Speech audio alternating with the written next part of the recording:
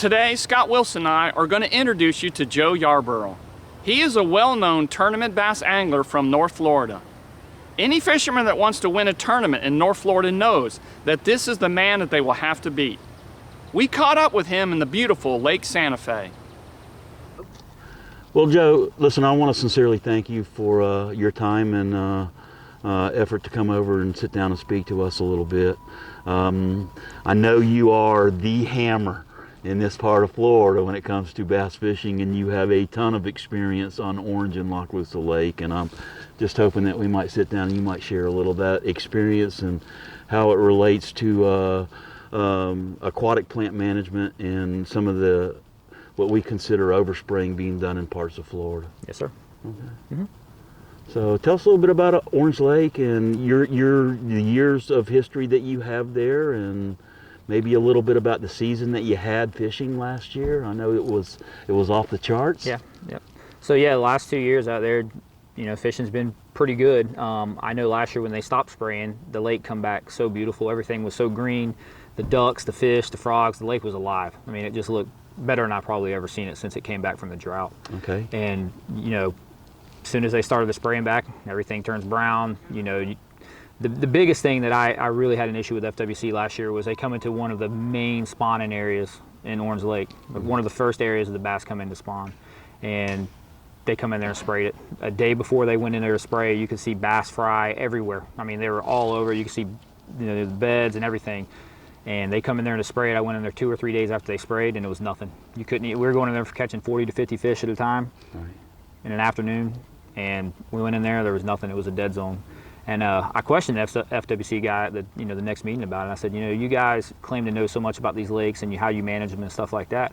And I said, you do realize y'all went into one of the main spawning areas and sprayed it in 6 to 12 inches of water where there was bass fry everywhere. You could just see clouds of them down there just alive. And I said, you come in there and sprayed it. And I said, you know, what do you think happens to the bass fry when you do something like that? And the guy looked right at me and he said, well, we know they don't like it. My question is, well, why do you do it then? I mean, if you know that the bass don't like it, why are you going to come in there and spray right on top of them? Well, and then he tried to feed me the line that, well, you know, bass bed year round.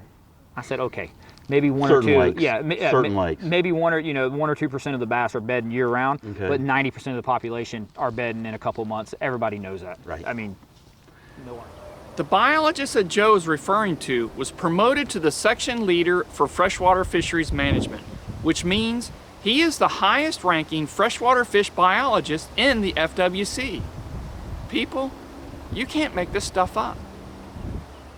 Did you witness any actual dead bass fry that died from the... I never did actually see any dead fry, but I do, like I said, the whole place there was just nothing. There was no more life. There was no more fish turning. It was brown. And the reason they sprayed was there was a little bit of water lettuce growing off the shoreline. You could see just a foot of it. At nowhere was there a navigational issue or anything like that. They just come in there and just dump chemical. That's what I always call it. Here they are dumping chemical, and that's what they were doing. Now, I would say probably maybe a couple weeks later, there was a film on the water, and I did see some dead small specks and bluegill and panfish and stuff like that, but I never did see any dead bass. I think when they do that, they just move along. They just either stop spawning or just, go somewhere else and do it. So where they can breathe. I tend to agree that I have seen some improvement in Orange Lake. Yes, sir. Is there something that you can attribute that recovery to? And I'm referring to what I am estimating to be about 1,100 acres of hydrilla in the lake. Yes, sir. I mean, and it's amazing the amount of hydrilla that they have left alone. I will say they've left a good amount of McIntosh Bay, the north end alone, where there is some hydrilla, and it's amazing the clarity change when you go into these areas where all this hydrilla is growing. The fish are beautiful in there. Absolutely. The water's clear. Yes, it sir. Clears up. Obviously, hydrilla is a natural filter. It clears the water up. There's bait alive everywhere. They're hopping, they're flickering. You can see the shad, and that's where everybody's catching the bass at. I mean, it's no secret. That's where all the fish go. That's natural cover for them, and that's where all the bait holds. And yeah, you're 100% correct. McIntosh and the north end are just loaded with hydrilla, and it's beautiful up there right now. Well, I'm gonna say this. I'm fearful for Orange Lake this year. I think this year is critical, because there are some areas in the summer that were pretty matted out with hydrilla. Yes, sir. So it is going to require at some point, probably in the summer of this year, some kind of control. obviously I'm fearful they're going to come in there and spray it. Yes, sir. I've seen it in other lakes. Loch Loosa, I've seen them go up there and just devastate an area that there was a giant bag called out of. Last year in one of the extremes, there was a 42-pound bag called out of Loch Loosa. Wow. I mean, just an absolute giant bag. Anywhere in the state, actually anywhere in the country, you catch 5 fish limit of bass. That's a giant bag. It's epic. Oh, yes, and sir. it's to me, it was kind of crazy because a week later, FWC was in the same area spraying.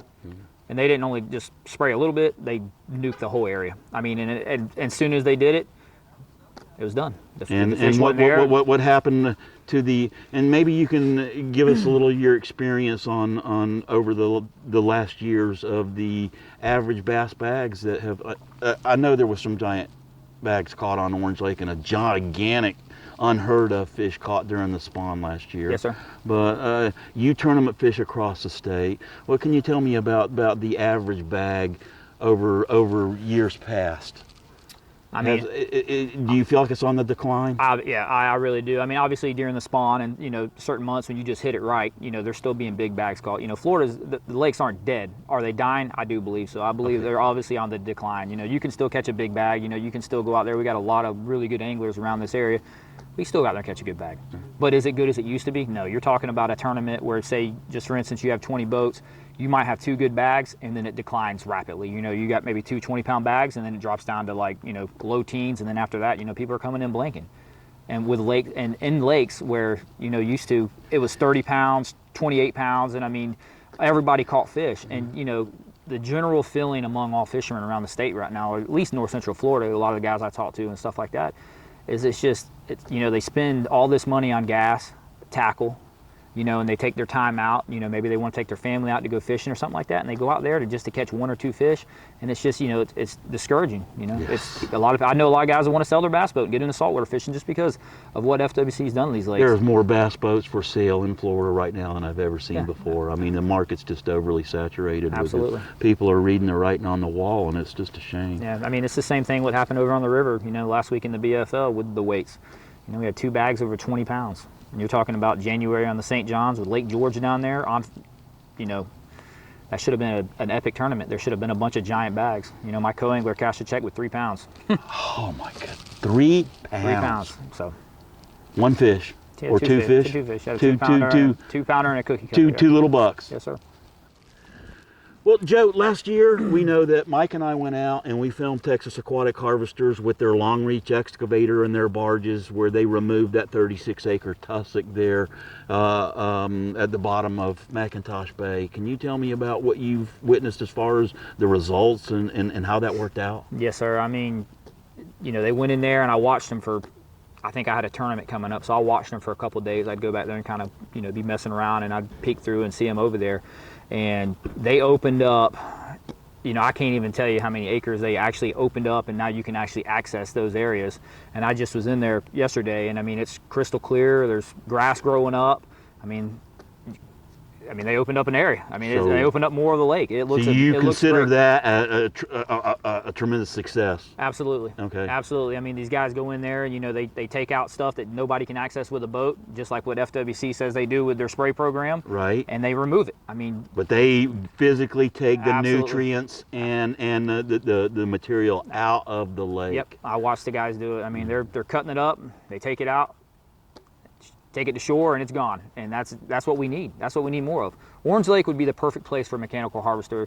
If that hydrilla ever does grow up out there to where it becomes a navigational issue, you could run that mechanical harvester right down it a couple of times and open up lanes for boat travel. Do you feel like the improvements in Orange Lake can be attributed to the hydrilla growing back in Orange Lake? Absolutely. All right. FWC Science has also, you know, that they have said that to maintain a healthy lake that they want 30% SAV. What would you feel like about Orange Lake if there was 3 times as much hydrilla in it as there is now? I mean, obviously it's going to give the bait more of an area to hide in. Okay. It clears the water. I mean, I can't talk enough about how clear the water is around these areas at the hydrilla. The water it's clean. It doesn't look like the rest of the lake. Are beautiful. Yeah, exactly. The water is not cloudy like the rest of the lake. The main lake's all cloudy, and then these areas where the hydrilla is, you go into it, the water clears up, the bait's everywhere, the fish are there, that's where everybody's catching all the bags out of. Yeah, I mean, I have no issue with that at all. Yeah, and I'm with you. You know, another thing is that we always hear from the FWC talking about, well, you know, there's people out there, you know, that they can't get through the hydrilla and stuff like that. Well, Orange Lake's never, it's a prestigious fishing lake. That's what everybody does. People travel. I talked to a guy all the way from Ohio that traveled down just to fish Orange Lake because he heard about the giant bass catches. Right. People aren't jet skiing out there. People aren't riding wakeboards. They're just out there to fish. Right. So why do we need to remove all the grass, all the hydrilla? That's a fishing lake. The 100%. fish like hydrilla. The bait likes hydrilla. The water cleans up with hydrilla. I totally agree. And Orange Lake would be the perfect test lake, being that they have all that IFAS property nearly right across the street. Yep. I mean, there's not an issue. I mean, IFAS could open up a couple of acres to decompose and start testing this stuff for other uses. It's been proven it can be used for cattle feed, for fertilizer, for compost, for the the horticultural industry. I mean, a lot of uses for that hydrilla mechanically harvested. One last question I would like to ask you is we know now that all of the FWC and government agencies much higher than even the commissioners of the FWC watch every video that we're putting out right now. Yes, sir. Given the opportunity, is there something that you'd like to say to the FWC about the aquatic plant management and chemical herbicides? You know, I really wish that they listen to their stakeholders. You know, all the guys buying the fishing license, all the guys spending the money to go fishing in these lakes, we just want what's best for these lakes. We want you guys to manage these lakes correctly, and overspraying it is killing these lakes. And we want you to stop. We want you to, if you're going to spray, let's do it responsibly. Let's do it for what you say you're doing it for. Clear up navigational, routes and trails. Let's just stop spraying the spray. Amen.